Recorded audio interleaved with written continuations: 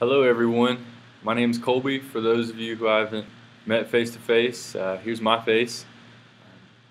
And as a way of contributing to our worship this week, I wanted to share some thoughts I had regarding leadership in transition. Obviously for the last module we've been talking about leading change, and just some reflections, some insights that I had from John. We began this class by reading through John, and I've kind of been journeying through John as well on my own. And some things that stood out to me, particularly in John 16, is something that I want to share regarding leading in change, leading specifically in transition. In chapter 16 of John, we see Jesus in a transition segment with his disciples, where he spends a good bit of 3 to 4 chapters leading them in transition, leading them in change, and he's sharing with them the real heart of his message to them, but also of his calling for them. And as we are leading others into change, and as we ourselves are being led into change, whether it be discipleship, whether it be leading congregations or organizations, there are 3 elements that change involves that I want to just highlight from John 16, beginning in verse 16. From the NIV translation, starting at verse 16, it says, "Jesus went on to say, 'In a little while you will see me no more, and then after a little while you will see me.' At this, some of his disciples said to one another, 'What does he mean by saying, "In a little while you will see me no more, and then after a little while you will see me"? And because I am going to the Father?' They kept asking, 'What does he mean by a little while? We don't understand what he is saying.'" If you haven't already picked up on this, the first aspect of change and leading in transition is confusion. Change brings confusion. I'm sure you've been confused at some points along this semester. Thankfully, Brian's done a good job of bringing us into clarity.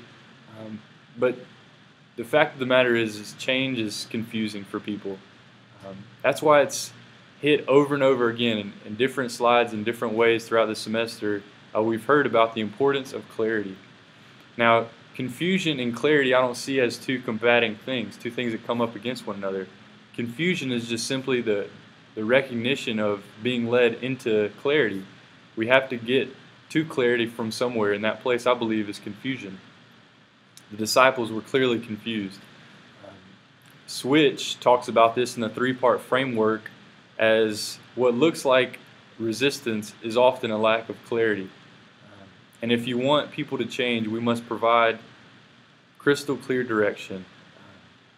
This is where the disciples were confused at what Jesus was telling them, and Jesus does just that. He provides them clarity. So, as vision is something else that we've talked about throughout the semester, it's the place where we're going, and it's the why we're going there. Why us? Why now? So this vision that we're casting to people, that we're sharing with people, that we're discerning together, we may truly be confused at times, and that's okay, because we can rely on the fact that God will give the vision. He will provide it. But sometimes it requires that we simply confess our confusion before He can give the clarity. People may be confused by the process as well as we're leading people into change. But even though they may be confused about the how, they can be confident in the who. Who's leading the process? Who's leading the change? And namely, that's Jesus Christ. That's the Good Shepherd who knows where we're going, who knows the way. So that's the first aspect of transition, confusion. If we continue looking in John, we'll see the second. In 19, as I pick up, it says, "Jesus saw that they wanted to ask him about this, so he said to them, 'Are you asking one another what I meant when I said, "In a little while you will see me no more, and then after a little while you will see me"? Very truly I tell you, you will weep and mourn while the world rejoices. You will grieve,'" and I'm going to skip a little section, starting now in verse 21. "A woman giving birth to a child has pain because her time has come." The second aspect of transition, leading people into change, I believe that John and Jesus are trying to show us here, is change brings grief. It brings confusion, but it also brings grief. Certainly the grief that Jesus is referring to, that the disciples will experience, is the grief of his own suffering, crucifixion, and death. As we're being led into change, I believe it's important that we grieve the old ways before we can step into the new, grieving ways in which we have been led in the past that maybe have done amazing things in our lives, but grieving in such a way as to let go healthily, to let go with integrity. Just like Jesus in his own life was leading others and grief was a result, so too as Jesus calls us, we will probably bring grief to those around us. He says, "Whoever wants to be my disciple must deny themselves and take up their cross and follow me." So if we're faithfully following after the Lord, certainly we will carry our own crosses, which will cause others to grieve around us. And I believe it's important that we help them grieve in that way. I'm transitioning out of seminary now, hopefully in 2 days, be graduating. But I have to tell you the truth, it's been a very difficult time, a season of this past semester, grieving all the amazing people, relationships, places that I've been with the Lord and with people that I'm having to leave and change everything. But the grief that is taking place is bringing forth something that will give life to those around me of where I'm going. And certainly I think that's where Jesus is leading his disciples to. He's leading them from grief and confusion into clarity and joy. And that's the last element from this passage that I want to highlight. It says, continuing in John 16, "But when her baby is born, she forgets the anguish because of her joy that a child is born into the world. So with you, now is your time of grief, but I will see you again, and you will rejoice, and no one will take away your joy. In that day you will no longer ask me anything. Very truly I tell you, my Father will give you whatever you ask in my name. Until now you have not asked for anything in my name. Ask and you will receive, and your joy will be complete." So the third element of transition is joy. Confusion, grief, and now joy. We're leading people ultimately into the joy of the Lord, into the joy of his salvation. And that's something that Jesus says no one can take away from us.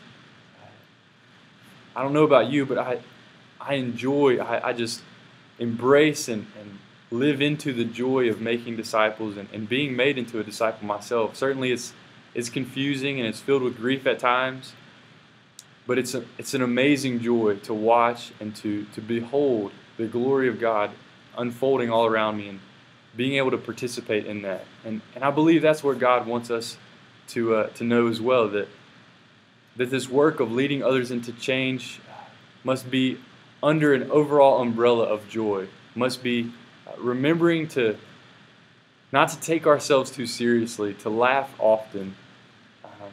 Certainly as we create culture and we experience cultural confusion, as you would maybe have experienced if you've ever been on a mission trip to somewhere, you do things and say things that you couldn't believe you would have ever done and said, things that looking back on it, you were asking yourselves, was that really me?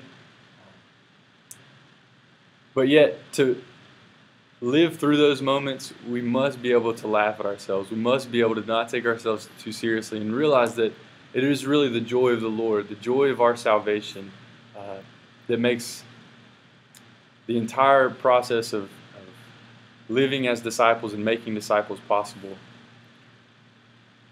So change brings confusion, change brings grief, but change, most importantly, brings joy. And all of this joy for the disciples would come as they continue to say yes to the Lord, as they continue to ask for anything in my name, in Jesus' name, and they would experience that joy. This is the joy that we get to participate in, that we get to say yes to. And so I leave you with a song that I'll post online that I hope you get a chance to listen to and maybe dance to a little bit. A song that It's all about trading our sorrows in for joy. The joy that we get to participate in, the joy that happens when we lead others into change, but really the joy that God is in the midst of us, that God is doing it, that God is taking us from the confusion and the grief to the joy. Thank you so much. God bless.